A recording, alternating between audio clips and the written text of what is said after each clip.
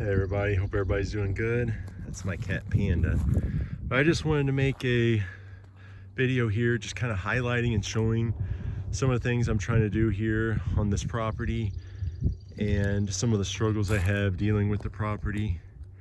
So one of the first things you can see, I'll try not to put my hand out here too much because I know it affects the focus, but those kind of limer green trees, they don't have the white flowers on them anymore. But those are actually the invasive pear trees that everybody talks about, either the Brad or the Peevely pear, whatever you want to call them. But they're the kind of ones that have the thistle-like substance on them. They don't really help wildlife all that much. But then what you also notice is there's a lot of the darker green ones with the eastern red cedars there. Now the eastern red cedars, people also call those invasive here where I live. But to be honest, I like the eastern red cedar. It's kind of like a bridge tree. It takes ground that's not very desirable and doesn't have much going on, especially clay, and it's been disturbed. And it kind of grows, and I'm going to let them grow. And then I'm going to just let them probably stay there for their entire lifetime. But then in the meantime, I might try to plant some other species of trees in between. Now here's another cedar. Now this is a white cedar. And even though here in America we call them cedars, and I made a short on this before, the white cedar is a totally different tree than the red cedar, and they're both totally different trees than like the Lebanese cedars that you sometimes hear about. But the white cedar can live up to 1,400 years, and the eastern red cedar lives nowhere along those lines. So this tree, I planted a bunch of these too, probably, there's probably a good 30 of them or so left that I've planted, and hopefully these all way outlive me. But that's what one of the things I'm trying to do, is plant tree species that bring in wildlife. Another thing I'm doing, and it kind of starts here, and I've made some shorts on this as well, as you can see, there's a 2-foot diameter pipe down there. And what this is here is, I call it the reservoir. So this all used to be a sand pit. And before it was a sand pit, it was fields that was farmed by my father and my grandfather and and my grandfather's father, and even beyond that. So this all used to be pretty much rolling hills through here with fields on it. There was a little swamp that was over there, but for the most part, this was all rolling fields. And one of the things I wanted to do, there was an issue with the ditch that the pit had originally dug, and it went through some steep terrain, and it was prone to silting in and getting clogged up, and then the road would flood, the fields couldn't drain off properly. So I wanted to make this reservoir for 2 reasons. One, to help drainage, and 2, because I wanted to provide aerated water into the pit that would help the water table raise faster, and it would also help the fish I wanted to put in there, which I'll talk about here in a second. But anyways, this reservoir, even if we get like 3/4 of an inch of rain over, it depends on how quickly it rains, but it'll almost hold this entire amount of rain in here. When it fills up, it's somewhere around like 6 to 8 feet deep. And it does have a spillway, which that's what's over here. You can't really see all of it, but over here, you can see like these little holes over here. And what that is it goes through 2 small diameter pipes, and they're corrugated and they're long. So that way, when the water goes through them, it kind of goes over the ripples of the corrugation, helps aerate a little bit, as well as providing like a slow release into the lake over here. Now, erosion is definitely a problem on this lake. That's why I need the trees here. You can see where just whole sides have sheared off. Over here is another kind of problem over here.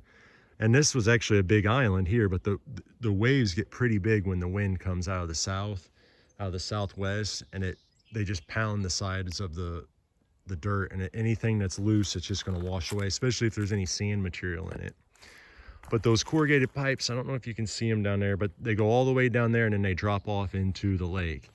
That provides a little bit of aeration for the fish. So the fish, and I apologize for all the junk laying around. There's a lot of cleaning I have to do. But so before I even purchased this land, I knew I was going to be purchasing this land. I consulted with my dad, and we tried to find favorable fish species. There's actually 3 pits total, but for this particular lake, this is the biggest one that my family has or will have. And my dad selected largemouth bass for it. So what we started with was feeder fish, what we call feeder fish, and that was mainly bluegill. So we put a bunch of little bluegill in here. We had to wait a couple years and then we put in the bass.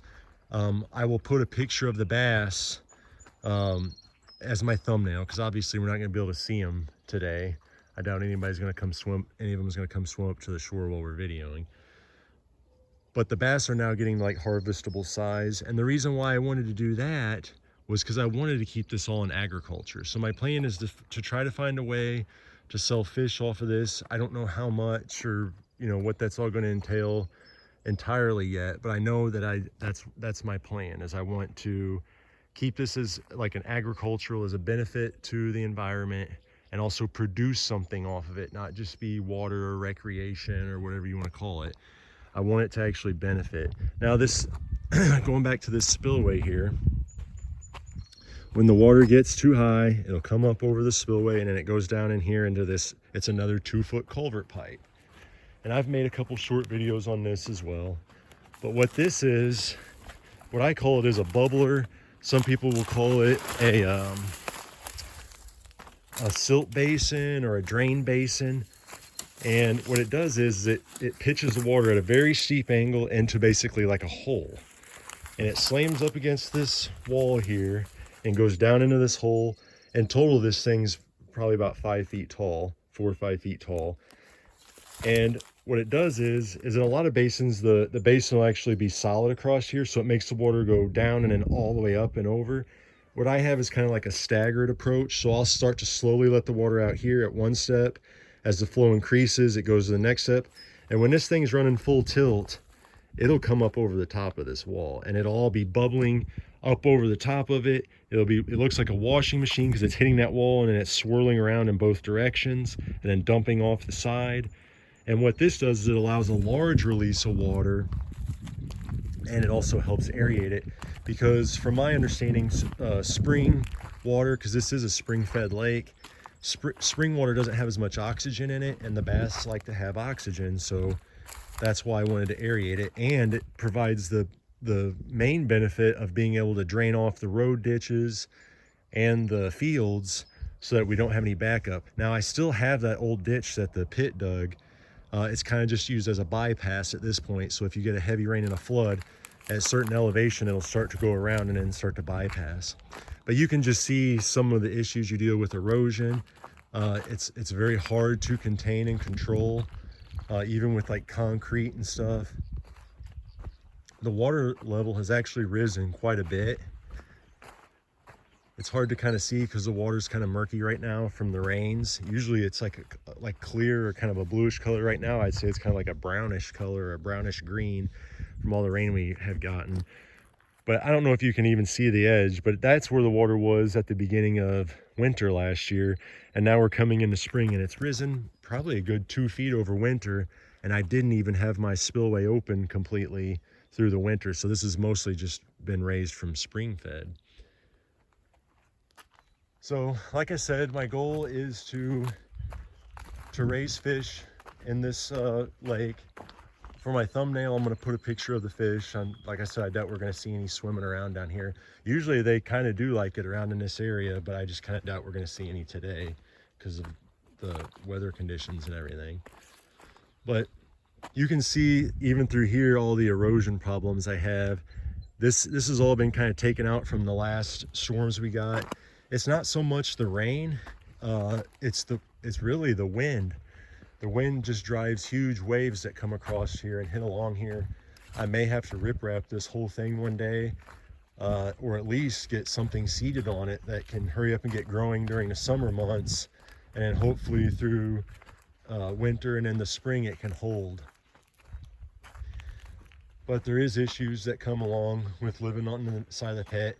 No, I'm not afraid that my house is going to like slide off into the pit. I'm not really worried about that, because when I built it, I made sure that it was built on top of clay, and that was clay that wasn't disturbed previously by like the sand operation. But nonetheless, most of the ground I'm walking on right now, it wasn't even here when I started. I'd like to say how many hours I spent working on the pit in the skid loader, but it's probably not even hours at this point. It's probably like years. Like I've probably spent somewhere about 2 years in that skid loader, moving dirt bucket by bucket, filling in ravines, making pathways, making sure there's like a nice thick berm around where I did build my house, so that way there's no, I don't have to worry about it, you know, sliding off or anything like that.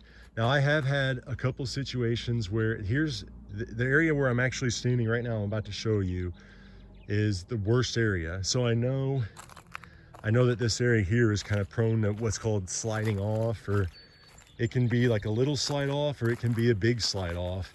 And it seems like it's driven mostly by underground water pressure, to be honest. But like I said, it's just a working process. If anybody has any suggestions on what kind of trees, you know, I could plant maybe on this side to help with erosion control other than the eastern red cedar, so I can get some diversity, feel free to put a comment below. I'm basically waiting. The gravel pit still uses this sand line, and it's got to be one of the longest sand lines, at least in Illinois, I would guess. Right now I'd say it's, oh gosh, it's probably pushing 2 or 3 miles long. So that even though they're long gone from this area, the sand still comes along this conveyor belt and goes to their sand processing plant. And my property line kind of weaves along the water, so that way we didn't have to worry about the conveyor belt. So one day, you know, hopefully not in a too distant future, not only will I have the land on this other side, right now we just manage it and farm it for the gravel pit, but there's a pit on the other side of here. And then it's hard to tell, but there's like that's actually a levee that divides this lake from another lake over there, and that's a man-made levee that actually carries a ditch in it. So there's a lot of interesting features out here. There's a lot of room for improvement. It's kind of like an open, you know, an open canvas right now. And my main goal though is to make sure this land is productive with some type of agriculture, and I want to see as much wildlife as I can bring. I'm talking songbirds. We already have lots of geese that come out here. We have geese that live out here all year long. I'm seeing a lot of ducks now. We have eagles that live out here. We have red-tailed hawks that live out here. Of course, we got the falcons, the kestrels that live out here.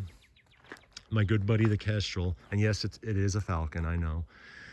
But I think I said enough for today. Anybody's got any ideas, just drop them below. But with that, hope everyone has a great day. I'll talk to everyone later.